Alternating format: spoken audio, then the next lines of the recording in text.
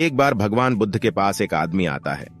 आदमी के चेहरे पर उदासी साफ साफ नजर आ रही थी। बुद्ध ने उसको देखते ही उससे पूछा, बताओ तुम्हारे दुख का कारण क्या है। आदमी बुद्ध के आगे हाथ जोड़ता है और कहता है, महात्मा जी, अपने जीवन से बिल्कुल निराश हो चुका हूं। मेरे जीवन में कोई भी खुशी है ही नहीं। जो सोचता हूं वह कभी होता ही नहीं। पढ़ाई कर रहा था तब सोचता था कि अच्छे से पढ़ाई करूंगा तो अच्छी नौकरी मिलेगी और ज्यादा पैसे कमाकर मां बाप के लिए एक घोड़ा गाड़ी खरीद लूंगा। अपने पत्नी और बच्चों को प्रवास कराऊंगा। लेकिन अच्छे से पढ़ लिख कर भी नौकरी मिली तो सही, लेकिन इतने पैसे नहीं मिलते जिनसे यह सारी इच्छाएं पूरी कर सकूं। जैसे तैसे सिर्फ खाने पीने का इंतजाम हो पाता है। काम पर जाना और घर आना, बस यही मेरी जिंदगी बन चुकी है।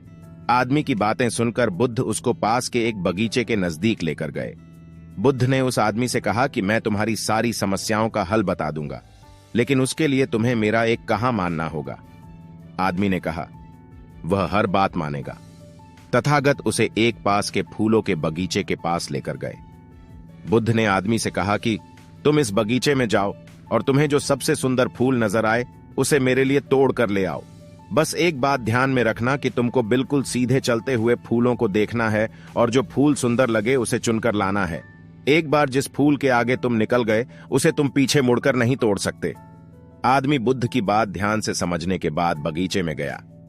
आदमी को बगीचे में प्रवेश करते ही कई सारे सुंदर फूल दिखाई दिए, लेकिन आदमी ने उनमें से एक भी फूल नहीं तोड़ा, क्योंकि उसे विचार आया कि हो सकता है आगे इनसे भी ज्यादा सुंदर फूल मिले।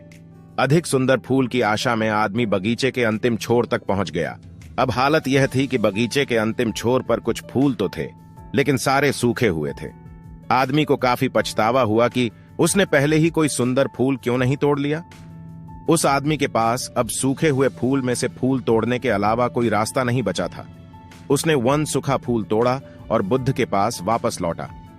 बुद्ध ने सूखे हुए फूल को देखकर उस आदमी से पूछा, बगीचे में इतने सारे सुंदर फूलों में फिर तुम यह सूखा हुआ फूल क्यों तोड़कर लाए।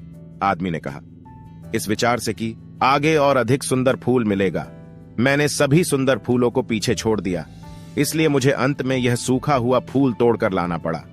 महात्मा बुद्ध ने कहा कि यही समस्या तुम्हारी भी है। यह बगीचा तुम्हारा जीवन है और इसमें वह सभी तरह के फूल छोटी मोटी खुशियां हैं। तुमने ज्यादा बड़ी खुशी के आशा में इन सभी छोटी छोटी खुशियों को पीछे छोड़ दिया है।